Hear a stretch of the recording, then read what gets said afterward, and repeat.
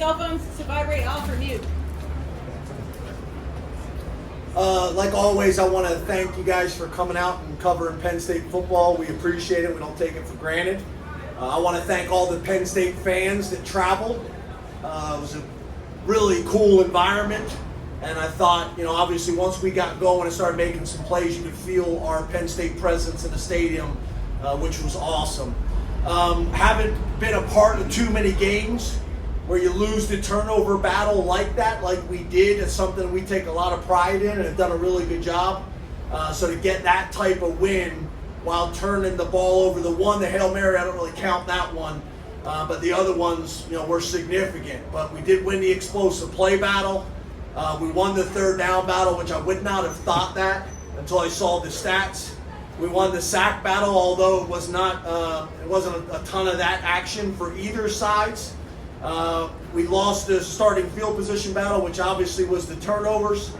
Penalty battle the last 2 weeks, you guys were on me about that, fair enough. But we have been better the last 2 weeks, and I'm proud of our kids showing discipline and the coaches making those corrections. And then I thought the middle 8 was big. They took the ball. We got the ball in the second half. We had 10 points to their 3 points. And back to the turnovers. Although we had 3 turnovers, they were only able to get 6 points off of those turnovers. So that was big. Obviously, a big story of the game is Tyler Warren, 17 catches for 224 yards, a school record for tight ends and the second most yards ever for a Penn State football player. That doesn't even count what he's doing in the running game. He's got a pass, what he's doing blocking.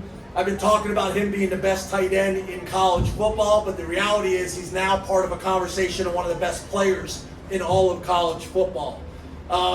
Great story, Ryan Barker. Walks on at Penn State, and the opportunity knocks and he's ready. And to me, that's what our country is about. That's what the game of football, I think, teaches. He earned the starting job, then lost the starting job, then comes here. He's 4 for 4 on the road, game-winning field goal there in overtime. Ryan, cold as ice Barker is what I'm calling him. So I'm really proud of him.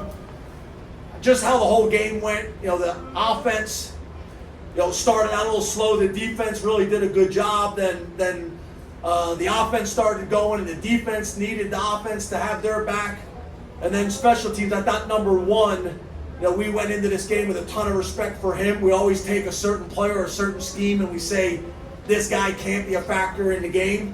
All-American returner and impactful wide receiver.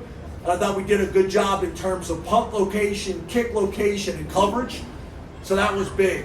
I'm just proud of our kids. We found a way to get a tough win on the road. This is going to make the bye week awesome, because it would not have been awesome without this. So just proud of our guys, and again, appreciate the fans and the support that we got. And we're going to need to spend this bye week getting better. There's still a ton of stuff that we can get better, but we're 1-0, and that equals 6-0. And I'm going to take it and run to the airport. You guys ever see the movie Soul Plane? Probably this group, probably not. Not a whole lot of reactions. Yeah, take a peek at it. Soul Plane. That's what it'll be like on the ride home. All right, we'll start with Rich. No reaction from this group, so obviously no. Rich and then Todd. James, can you assess Drew's play today with USC, with Oregon's defense to stop the run? His play, his performance today. Yeah, what I probably love the most about Drew, and it was probably reflective of our whole team, is it didn't go perfect for him today, and he just grinded through it, and he pushed through it, and he flushed the bad plays and moved on. And that's what you got to do in college football. It's not going to go perfect. They got talented guys. They got scholarship guys. They got a ton of NIL.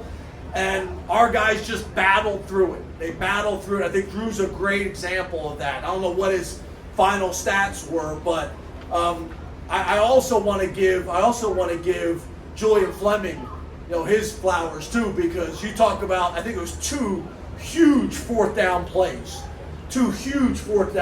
So You know, that was big for us. But I think Drew was just a really good example of what I think our team did all day long, is just kind of kept battling and overcoming adversity. We'll go Todd, then Johnny. Coach, I want to ask you about cold as ice, as you call them now. As they missed their kick, getting to overtime, what is the process you're thinking with Ryan as far as the offensive calls? What do you want to do with that possession in overtime to give him a chance? And do you have any communication with them at all during the game, or do you stay away from it? Yeah, so a couple things. We were going to run the ball in that situation. You never know, you split one, you score a touchdown, that's what you prefer to do, but also want to be borderline conservative as well, because you're already in field goal range and you don't want to do anything that's going to take you out of field goal range. So I thought that was managed really well, and Stig was standing next to me on the sideline and said, listen, if at all possible, prefer the ball either middle or to the left.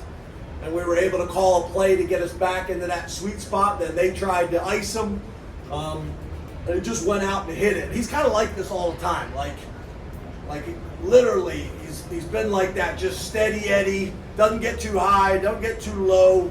He really was like this as a freshman as well. And I think, according to our people, I think that's the first walk-off field goal win we've had since Dublin, Ireland, my first game, which was also pretty cool. So it was great having Tig with us on the sideline, came down for the game. The brotherhood that we have here at Penn State is special. I love that those guys want to be back with us and be around whenever they have time. That's cool too. So a lot of cool things and a lot of things to be proud of. And I hope all the people back at home are proud of us, and the Lettermen are proud of us as well, because I know I am. Johnny, then Brennan. James, you mentioned Drew, bouncing a couple of significant turnovers, bouncing back the way he did, specifically that drive, and engineering that drive, 75 yards, 9 plays, a couple of fourth down conversions. What does it say about him to be able to bounce back? Yeah, the first thing I'd like to say, and I'm going to answer your question though, is our defense, again, after those turnovers, only giving up 6 points. That was huge. That was huge. If they don't do that, then it's hard to have that ending that we just had. But yeah, Drew he's just growing up. I think, based on kind of how he was recruited, and then when he shows up and the expectations are through the roof, right? And then last year, he's a first-time starter in the Big Ten, and I think he was like, what was his touchdown to interception ratio? A lot to a little, and people were still critical, right? And I get it. Penn State, we got really, really high expectations, and he's just gotten better. And he's gotten better in really every single area. And one of the big reasons he's gotten better, though, is guys are making plays for him. The wide receivers are making plays this year in a way they didn't last year. The tight ends are as well. We weren't able to get the running game going today the way we had hoped. I got a ton of respect for their defensive coordinator, who's a Penn State guy. I got a ton of respect for their staff. That's a talented team, and that's a talented staff. And then coming on the road and finding a way to get a win was big for us, and obviously Drew was a huge part of that. Brennan and Mike. James, you just mentioned coming on the road and getting a win like that. What does it mean in the development of a team to overcome that sort of adversity and still pull out the win? Yeah, I think you're going to have to find different ways throughout a season to win. Some are going to be blowouts. Hopefully more of them are blowouts. But some of them are going to be comebacks. Some are going to be home when you got the fans, there supporting you. Some are going to be on the road where things are going against you and you don't have a whole lot of support in the stadium, or maybe weather or whatever it may be. That's big. And I think the word resilient was probably the best word to define our team today. And, it's good to be able to go in and say, hey guys, we're a second half team. But I prefer not to say that anymore. I prefer to be a 4-quarter team, a start fast team, a fourth quarter team, all of it. And we're going to have to be to continue to win the games that we want to win moving forward. Mike Gross, then Flounders. James. Hey, Mike. How you doing? Good. When you went off at halftime, you said to whoever was interviewing you, we got to get some explosive plays, and we're going to. Did you see stuff available? Did you see it coming? Well, I just think with the type of players that we have and the scheme that we have and what we worked on all week, I think you guys know that's kind of what I do during the game is on defense and during offense. It's not only manage the game, 4 downs, timeouts, those types of things, when to kick a field goal, when to go for it on 4th down, but it's also reminders to Tom and Andy when I can, hey, next opportunity we get, let's take a shot. Let's make them earn it right here on this 3rd and long. Let's not go after them. Let's prepare. If I'm going against us right now as offense coordinator, I'm calling a screen or running the ball to set up a 4th down that they can go for because they're out of field goal range, whatever it may be. So just reminding those guys from time to time on things that I think could be helpful, and sometimes it works. We'll go Flounders, and then last question to Clay. Hey James, you mentioned the defense kind of, they took their lumps at times, but they also made some plays. How challenging the balance of the USC offense with Marks, who I thought was pretty good, but to go with that pass game, and then the defense, the last 2 possessions, the one to get the game into overtime with what Jalen did, and then the corners and deny kind of shutting the door a little bit on USC in overtime. Just what does it say about the defense? Yeah, I think that's a talented offense and play caller. Let's be honest, and it's been that way for a long time. And our defense to step up and make plays as the game went on. They were doing a ton of check with me, motion in the back out to see if we were in man coverage or zone coverage, and then call in great man beaters and things like that. So being able to disguise. When they look back, us look back and changing some coverages and changing some calls. Thought we did a better job with that as the game went on.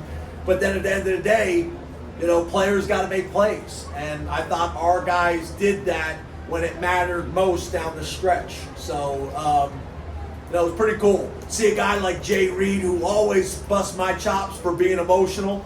Reid's a tough dude from Detroit, Michigan. And to see him after the game, how much it meant to him was really, really cool. So I'm just happy for our guys, and our defense stood up when we needed it most. Last question, Andrew Clay. Coach, 2 quick things. One, that little boy on Wednesday who was supposed to be in school at the quarterbacks club. That was my nephew. He made his entire month. Awesome. Second of all, we talked about football winning is fun earlier this year. What's that locker room like right now? Yeah, in some ways, it was really cool, but the visiting locker rooms make it hard because they're so small and there's no space. Like most home locker rooms, you got space where you can enjoy it all together. And the visiting locker rooms are broke up and divided and small, so it's hard. It's not the same, but as you can imagine, it was awesome in there. And to me, that's what it's all about for me at this point in my career. I just want to see the players achieving their dreams and having fun and being rewarded for all their hard work, and the same thing with the staff. So that's what it's all about for me at this point in my career. I want to see them achieve their dreams and goals. So really, really cool for me. It's going to make for a great ride home. It's going to make for a great bye week. And there's a ton of things that I think we're going to be able to learn from this game, and we need to learn from this game. Because we're far from perfect, but we're also 6-0 and 1-0 this week, and we're going to take it and run. So thank you. Appreciate you guys. We'll have players outside. Thank Al Davis for that particular maze. It's the original 84 design for the Raiders here. Awesome. I think they're going to probably bring at least the big guys in here, right?